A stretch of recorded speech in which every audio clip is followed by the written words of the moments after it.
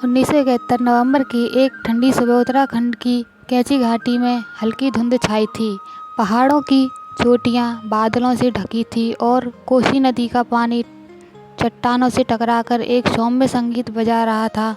कैची धाम का छोटा सा आश्रम उस समय दुनिया भर में प्रसिद्ध नहीं था, लेकिन जो भी वहां पहुंचता उसे लगता कि वह किसी ऐसी जगह आ गया है जहां समय ठहर सा गया है। हवा में हनुमान चालीसा की मधुर ध्वनि गूंज रही थी और आश्रम के छोटे से मंदिर में भक्तों की भीड़ जमा थी।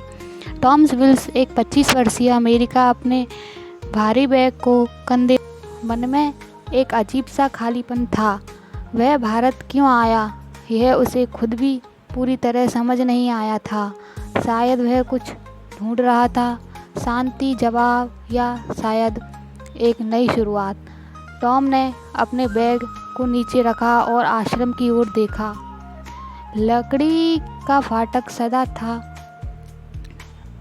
था और उसके ऊपर एक छोटा सा बोर्ड लगा था जिस पर लिखा था कैची धाम हनुमान मंदिर। उसने सुना था कि यहाँ एक संत रहते हैं जिन्हें नीम करौली बाबा कहते हैं। लोग उनके चमत्कारों की बातें करते हैं, लेकिन टॉम को इन बातों पर यकीन नहीं था। वह एक विज्ञान वाला इंसान था जो तर्क और सबूतों पर विश्वास करता था। फिर भी उसके मन में एक जिज्ञासा थी, शायद यह जगह उसे कुछ जवाब दे सके। बाबा कहाँ हैं? टॉम्स ने एक स्थानीय भक्त से पूछा, जो आश्रम के बाहर बैठा चाय की चुस्कियां ले रहा था। वह एक अंधेड़ उम्र का व्यक्ति था जिसके चेहरे पर एक शांत मुस्कान थी। वहाँ हनुमान मंदिर के पास, उसने इशारा करते हुए कहा। कंबल ओढ़े हुए मिलेंगे। टॉम्स ने मंदिर की ओर कदम बढ़ाए। आश्रम का परिसर छोटा लेकिन सुंदर था। मंदिर के सामने एक छोटा सा चबूतरा था जिस पर कुछ भक्त बैठे थे। वहाँ एक पेड़ के नीचे एक साधारण सा व्यक्ति था। उसने एक पुराना हल्का सफ़ेद कंबल ओढ़ रखा था और उसकी आँखों में एक अनोखी चमक थी। उसका चेहरा इतना सादा और शांत था कि वह किसी गांव के बुजुर्ग की तरह लग रहा था। टॉम को देखते ही वह मुस्कुराए। आजा बेटा, बाबा ने कहा। उनकी आवाज़ में एक गहरी शांति थी। टॉम थोड़ा हिचकिचाया। वह नीम करौली बाबा के बारे में सुन चुका था, कहानियाँ, चमत्कार और उनकी सादगी, लेकिन सामने बैठा यह व्यक्ति इतना साधारण लग रहा था कि टॉम को यकीन नहीं हो रहा था कि यह वही संत है जिनके भक्त दुनिया भर में फैले हैं। मुझे नहीं पता मैं यहाँ क्यों आया, टॉम ने धीरे से कहा। उसकी आवाज़ में एक हल्की सी निराशा थी। कोई बात नहीं, बाबा ने हंसते हुए कहा। हनुमान जी ने बुलाया है, वही रास्ता दिखाएंगे। बाबा ने अपने कंबल को थोड़ा ठीक किया और पास रखी एक छोटी सी पोटली से एक पुराना कंबल निकाला। यह रख, उन्होंने टॉम की ओर कंबल बढ़ाते हुए कहा। यह तुम्हें रास्ता दिखाएगा। टॉम ने कंबल लिया, लेकिन उसके मन में सवाल उठ रहे थे। यह तो एक साधारण कपड़ा है, इसमें क्या खास है? यह पुराना, थोड़ा फटा हुआ सा और हल्का गंदा भी है। लेकिन बाबा की आंखों में कुछ ऐसा था कि टॉम ने चुपचाप कंबल ले लिया और अपनी थैली में रख लिया। उसी रात आश्रम में भजन शुरू हुआ। मंदिर के छोटे से प्रांगण में भक्त इकट्ठे थे और हनुमान चालीसा की धुन हवा में गूंज रही थी। टॉम मंदिर के एक कोने में बैठा था, जहाँ से वह सब कुछ देख और सुन रहा था। उसने देखा कि बाबा सभी भक्तों से मिल रहे थे, लेकिन किसी को अपने पैर छूने नहीं दे रहे थे। मैं साधारण इंसान हूँ, बाबा बार बार कह रहे थे, लेकिन उनकी सादगी में एक जादू था। एक भक्त जिसका नाम गोपाल था, उसने टॉम को अपनी कहानी सुनाई। गोपाल ने कहा, मेरी माँ पिछले साल बहुत बीमार थी। डॉक्टरों ने कह दिया था कि वह नहीं बचेगी। मैं बाबा के पास आया और उनसे प्रार्थना की। बाबा ने बस इतना कहा, हनुमान जी सब ठीक करेंगे। अगले दिन मेरी माँ की तबीयत सुधरने लगी। एक हफ्ते बाद वह पूरी तरह ठीक हो गई। टॉम को यह सुनकर आश्चर्य हुआ। उसने पूछा, यह कैसे संभव है? गोपाल ने मुस्कुराते हुए कहा, बाबा के साथ कुछ भी संभव है। वह हनुमान जी के दास हैं, उनकी कृपा से सब कुछ हो सकता है। टॉम ने दूसरों से भी कहानियाँ सुनी। एक भक्त ने बताया कि कैसे बाबा ने उसे नौकरी दिलवाई। दूसरे ने कहा कि बाबा ने उसे एक सपने में दर्शन दिए और उसकी ज़िंदगी बदल दी। टॉम को ये सब कहानियाँ अविश्वसनीय लग रही थीं। वह सोच रहा था कि क्या यह सब सच है या बस लोगों का विश्वास है। अगले दिन टॉम ने बाबा से पूछा, लोग आपके चमत्कारों की इतनी बातें क्यों करते हैं? बाबा हंसे, चमत्कार? यह सब हनुमान जी की कृपा है, मैं तो बस उनका दास हूँ। फिर उन्होंने टॉम की ओर देखा और कहा, जो मन से मांगता है उसे हनुमान जी देते हैं, लेकिन मन साफ होना चाहिए। उसी दिन आश्रम में एक नया मेहमान आया, रमेश चंद्र, एक भारतीय रेलवे अधिकारी।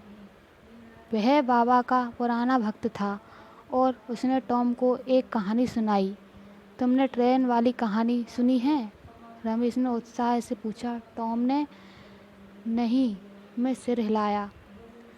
रमेश ने कहना शुरू किया, यह 1940 का दशक था। बाबा तब लक्ष्मण दास के नाम से जाने जाते थे।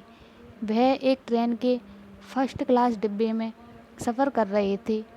टिकट चेकर ने उनसे टिकट मांगा, लेकिन बाबा के पास टिकट नहीं था।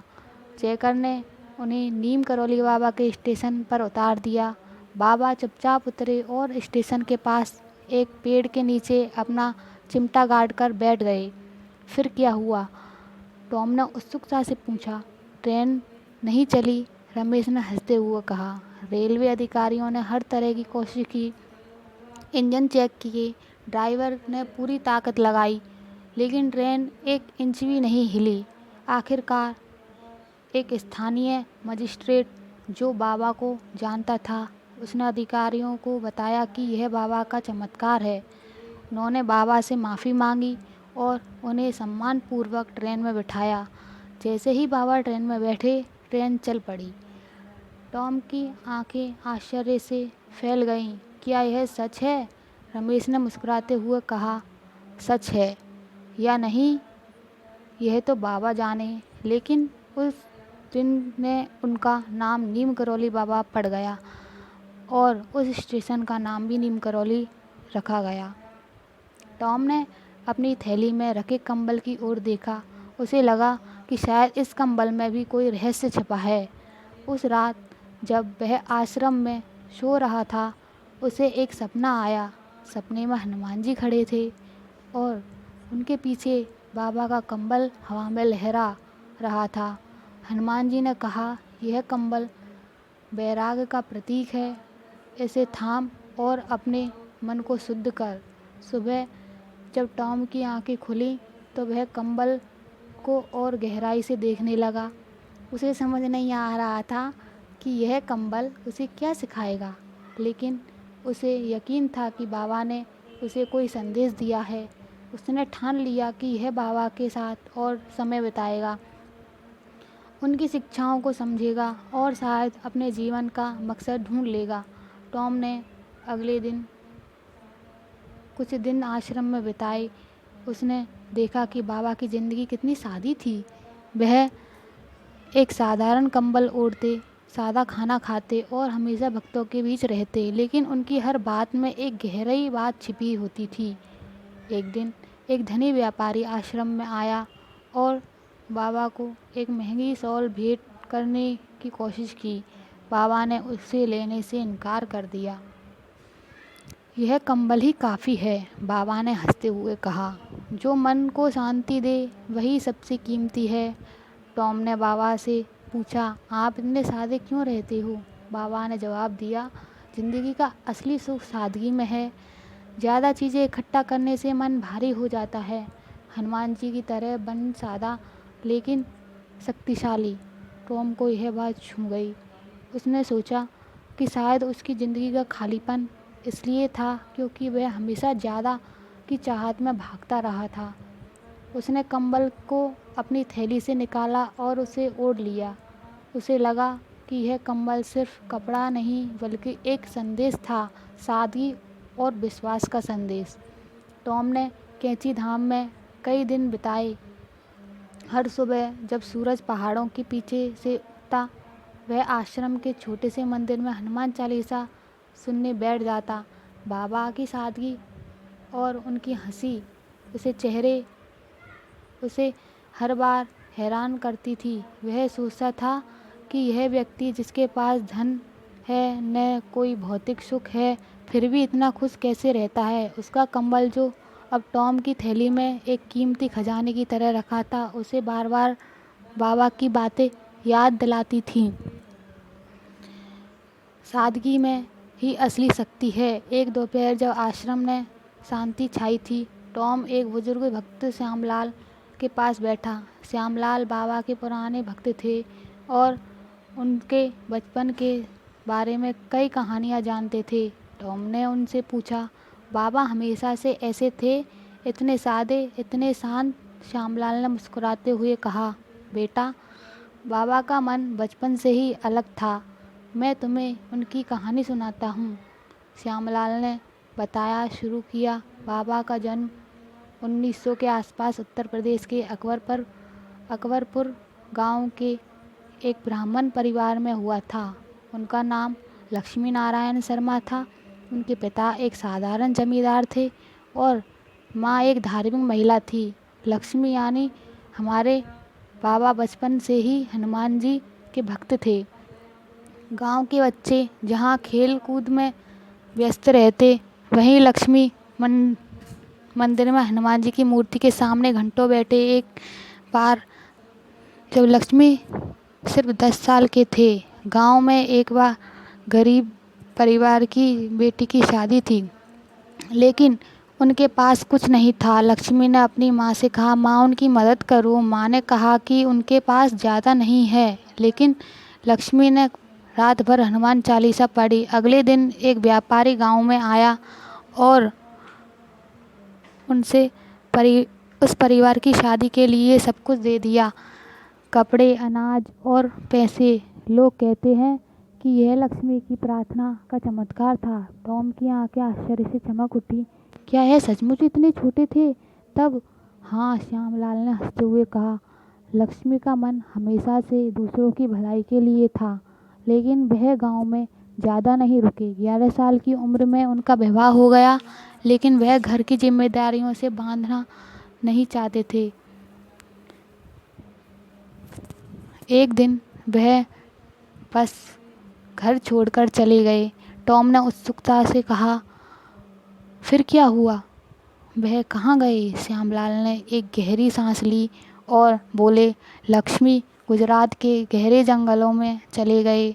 वहाँ एक गुफा में उन्होंने कई साल तपस्या की। लोग कहते हैं कि वह दिन रात हनुमान चालीसा पढ़ते और ध्यान करते। उस समय उनकी उम्र मुश्किल से 15-16 साल रही होगी। श्यामलाल ने एक कहानी सुनाई। उस गुफा के पास एक गांव था। गांव में एक बार भयंकर सूखा पड़ गया। फसलें सूख गईं और लोग भूखे मरने लगे। एक दिन एक ग्रामीण ने गुफा में एक युवा साधु को देखा जो कंबल ओढ़े ध्यान में लीन था। उसने साधु से मदद मांगी। लक्ष्मी ने उससे कहा, हनुमान जी के मंदिर में जाओ और चालीसा पढ़ो। ग्रामीण ने वैसा ही किया। कुछ ही दिनों में बारिश हुई और गांव फिर से हरा भरा हो गया। उसके बाद श्यामलाल ने कहा, लोग उसे सिद्धि पुरुष मानने लगे, लेकिन लक्ष्मी कभी रुके नहीं। वह एक जगह से दूसरी जगह भटकते रहे, कभी नीम करौली गांव में, कभी नदियों के किनारे, कभी हिमालय की तलछटियों में। टॉम को यह सुनकर हैरानी हुई। वह सोच रहा था कि इतनी कम उम्र में कोई इतना गहरी साधना कैसे कर सकता है। उसने श्यामलाल से पूछा, क्या बाबा को कभी डर नहीं लगा? अकेले जंगल में बिना किसी सहारे के? श्यामलाल ने मुस्कुराते हुए कहा, डर? बाबा का हनुमान जी पर अटूट विश्वास था। वह कहते थे, हनुमान जी मेरे साथ हैं। फिर डर किस बात का? टॉम ने आश्रम में और समय बिताना शुरू किया। वह हर दिन बाबा के पास जाता और उनकी बातें सुनता। एक दिन बाबा ने उसे मंदिर में पास बुलाया और कहा, बेटा यह जगह खास है, यह हनुमान जी का धाम है। टॉम ने पूछा, बाबा इस आश्रम की शुरुआत कैसे हुई? बाबा ने हंसते हुए कहा, यह सब हनुमान जी की इच्छा थी। फिर उन्होंने एक छोटी सी कहानी सुनाई। 1960 के दशक में यहाँ आया। यह घाटी शांत थी, लेकिन यहाँ कोई मंदिर नहीं था। मैंने सोचा हनुमान जी का एक धाम होना चाहिए जहाँ लोग उनका नाम ले सकें। बाबा ने बताया, 1964 में उन्होंने कैंची धाम में हनुमान मंदिर की स्थापना की, लेकिन यह मंदिर मेरे लिए नहीं है। बाबा ने कहा, यह उन सभी के लिए है जो शांति और भक्ति की तलाश में आते हैं। टॉम ने देखा कि मंदिर की सादगी बाबा की तरह थी। कोई भव्यता नहीं, कोई दिखावा नहीं,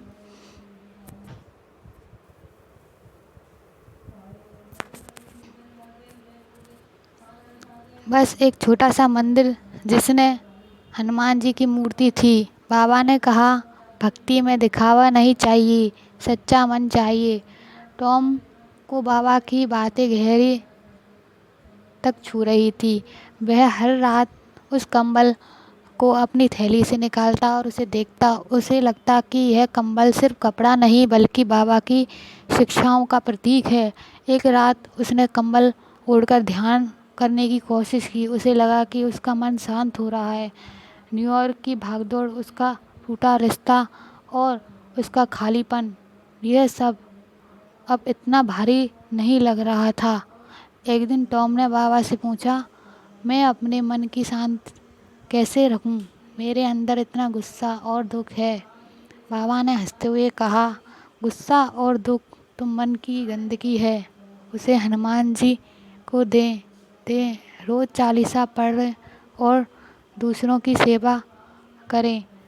मन मन मन अपने आप शुद्ध हो जाएगा। टॉम ने वैसा ही किया। वह आश्रम में भक्तों की मदद करने लगा। कभी मंदिर की सफाई करता तो कभी भोजन परोसने में मदद करता। उसे लगने लगा कि बाबा की बातें सचमुच उसके जीवन को बदल रही हैं। यह एक दिन आश्रम में एक नया मेहमान आया। माया, एक युवा लड़की जो पास के गांव से ही थी। उसके चेहरे पर उदासी थी और वह बाबा के पास अपनी कहानी लेकर आई। बाबा, मेरे पिता बीमार हैं और हमारे पास इलाज के लिए पैसे नहीं हैं, उसने रोते हुए कहा। बाबा ने उसे शांत किया और कहा, हनुमान जी सब ठीक करेंगे, तुम बस विश्वास रखो।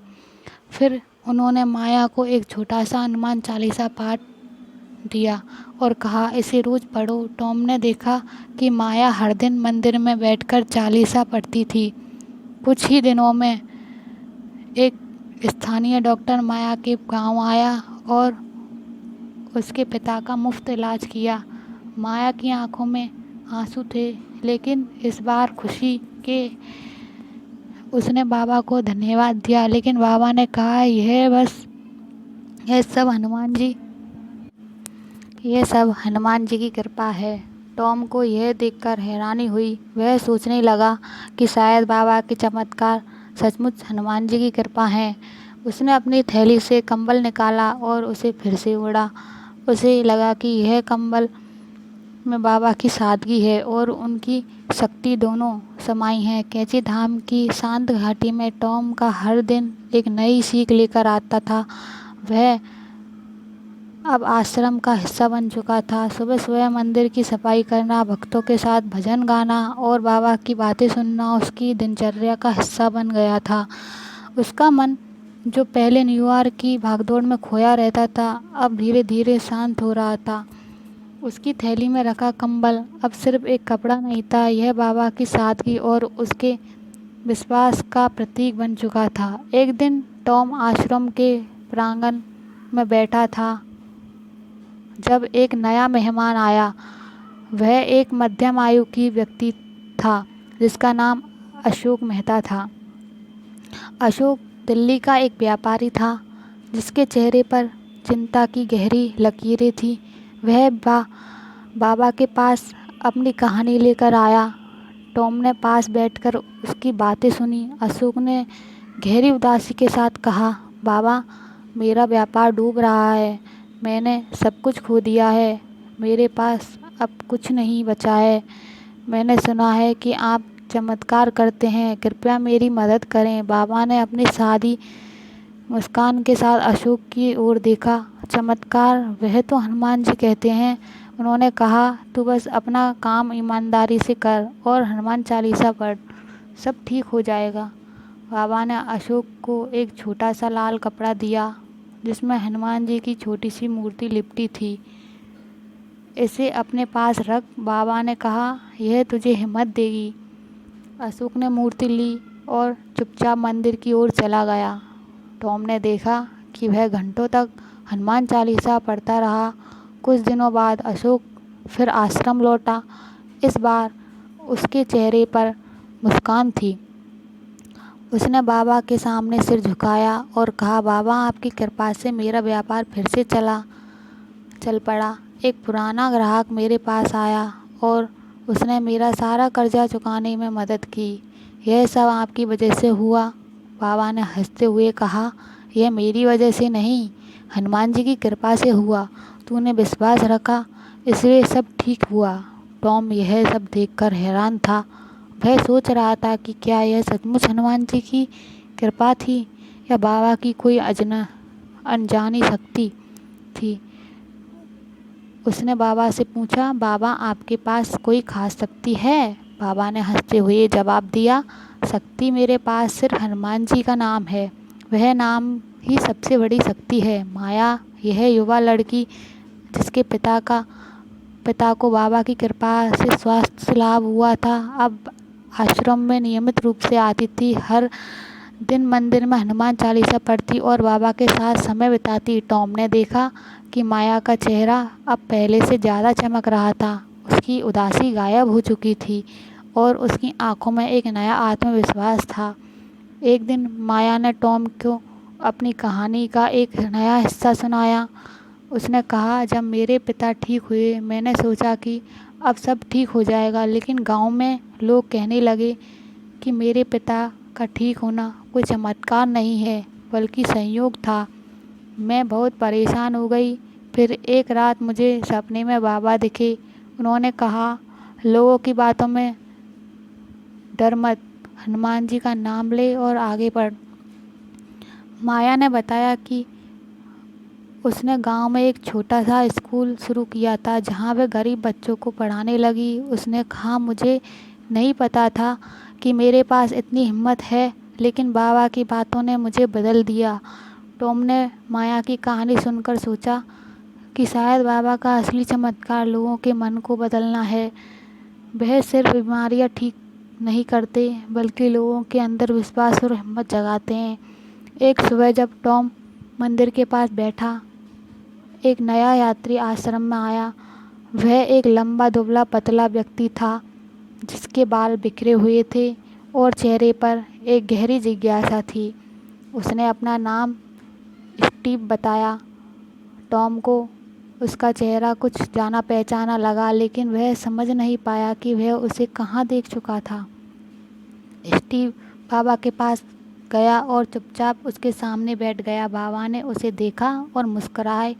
बाबा ने कहा, तू बहुत दूर से आया है, लेकिन जो तू ढूंढ रहा है वह तेरे अंदर ही है। स्टीव ने बाबा से कुछ नहीं कहा, लेकिन उसकी आंखों में एक अजीब सी चमक थी। बाबा में टॉम ने स्वीट से बात की। स्टीव ने बताया कि वह अमेरिका से है और एक नई शुरुआत की तलाश में भारत आया है। स्टीव ने कहा, मैं एक कंपनी शुरू करना चाहता हूँ, लेकिन मुझे नहीं पता कि मेरी ज़िंदगी का मकसद क्या है। टॉम ने उसे बाबा के कंबल की कहानी सुनाई।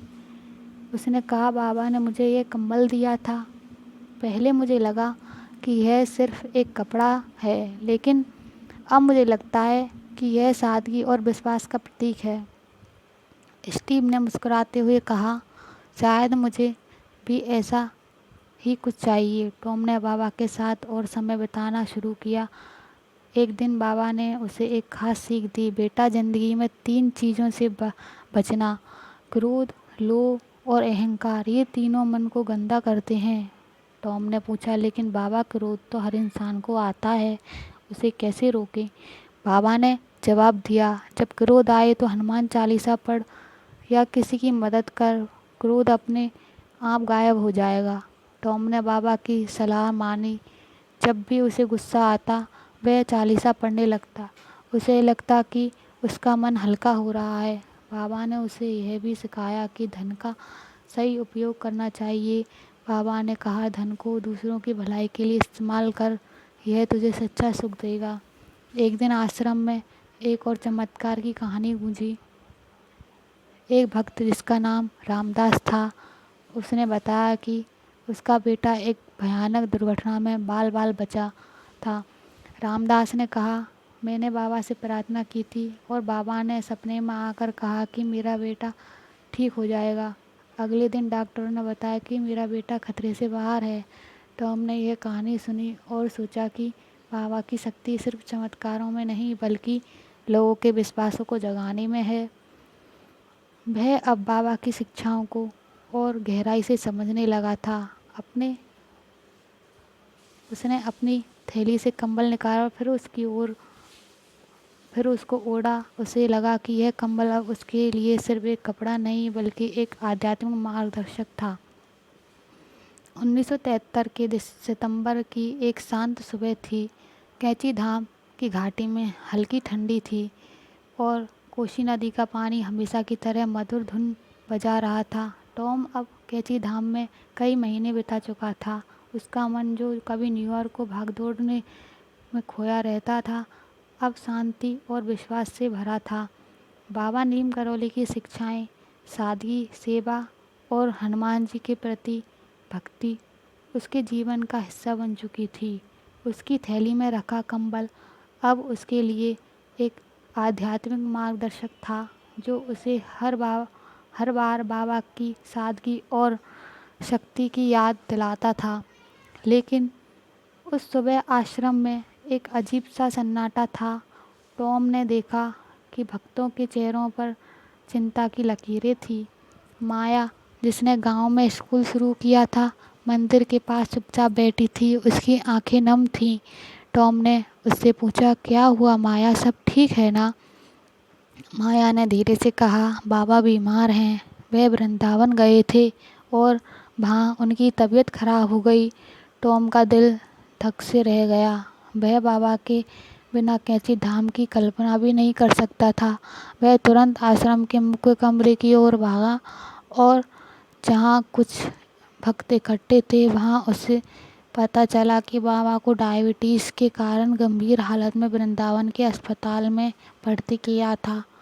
टॉम ने फैसला किया कि वह वृंदावन जाएगा। वृंदावन पहुंचने पर टॉम ने देखा कि बाबा के कमरे के बाहर भक्तों की भीड़ थी। बाबा बिस्तर पर लेटे थे। उनका चेहरा अभी भी शांत और मुस्कुराता हुआ था। टॉम को देखते ही बाबा ने उसे पास बुलाया। बेटा, तू आ गया, बाबा ने कमज़ोर आवाज़ में कहा। अब डरने की कोई बात नहीं है, हनुमान जी सब संभाल लेंगे। टॉम की आंखों में आंसू थे। बाबा, आप ठीक हो जाएंगे ना? उसने पूछा। बाबा ने हंसते हुए कहा, शरीर तो आता जाता है लेकिन आत्मा हमेशा रहती है। तू बस हनुमान जी का नाम ले और सादगी से जी। उसी रात 11 सितंबर 1973 को बाबा नीम करौली ने अपनी आखिरी सांस ली। वह कोमा में चले गए थे। टॉम वहाँ खड़ा था और उसे लगा कि जैसे उसके अंदर कुछ टूट गया। लेकिन बाबा की आखिरी बातें उसके मन में गूंज रही थी, हनुमान जी सब संभाल लेंगे। बाबा की समाधि की खबर पूरे भारत में फैल गई। कैंची धाम, वृंदावन और उनके अन्य आश्रमों में भक्त इकट्ठा होने लगे। टॉम ने देखा कि भक्तों के चेहरों पर दुख तो था लेकिन उनके दिलों में बाबा के प्रति अटूट विश्वास भी था। बाबा का शरीर पतनगर में समाधि स्थल पर रखा गया और वहाँ एक छोटा सा मंदिर बनाया गया। टॉम ने पतनगर गया, वहाँ समाधि स्थल पर बैठकर उसने हनुमान चालीसा पढ़ी। उसे लगा कि बाबा अभी भी उसके पास हैं। उसकी हर सांस में, उसकी हर प्रार्थना में उसने अपनी थैली से कंबल निकाला और उसे ओढ़ लिया। उसे याद आया कि बाबा ने कहा था यह कंबल तुम्हें रास्ता दिखाएगा। माया भी वहाँ थी। उसने टॉम को बताया कि बाबा के जाने के बाद भी उसका स्कूल चल रहा था। बाबा की कृपा से मुझे हिम्मत मिली। उसने कहा मैंने अपने गांव के बच्चों के लिए एक नया जीवन शुरू किया। टॉम ने देखा कि बाबा की शिक्षाएं उनके जाने के बाद भी जीवित थी। कैंची धाम में भक्तों की भीड़ बढ़ने लगी थी। लोग दूर दूर से आते थे, हनुमान चालीसा पढ़ते थे और बाबा की सादगी से प्रेरणा लेते थे। वृंदावन में बाबा की समाधि के बाद टॉम ने स्टीव से फिर मुलाकात की। स्टीव अब पहले से ज़्यादा शांत और आत्मविश्वासी लग रहा था। उसने टॉम को बताया बाबा ने मुझे सिखाया कि ज़िंदगी का मकसद सिर्फ पैसा कमाना नहीं है। मैं वापस अमेरिका जा रहा हूँ और एक ऐसी कंपनी शुरू करूँगा जो लोगों की ज़िंदगी को बेहतर बनाए। टॉम और स्टीव की जो कभी बातों में बाबा की हुआ या सुनाई दी। उसने स्टीव से कंबल की छाया में बाबा से क्या अपने जीवन का मकसद ढूंढ रहा। ने मुस्कुराते हुए कहा सादगी और विश्वास है ये कहानी आपको पसंद आई होगी। अगर पसंद आई हो तो वीडियो दूसरों की भलाई चाहते हो तो हनुमान जी तुम्हारा लाइक करें, कमेंट्स में जय श्री राम, टॉम को जय हनुमान कहा और जरूर लिखें। जय श्री राम, जय हनुमान। अमेरिका लौट गया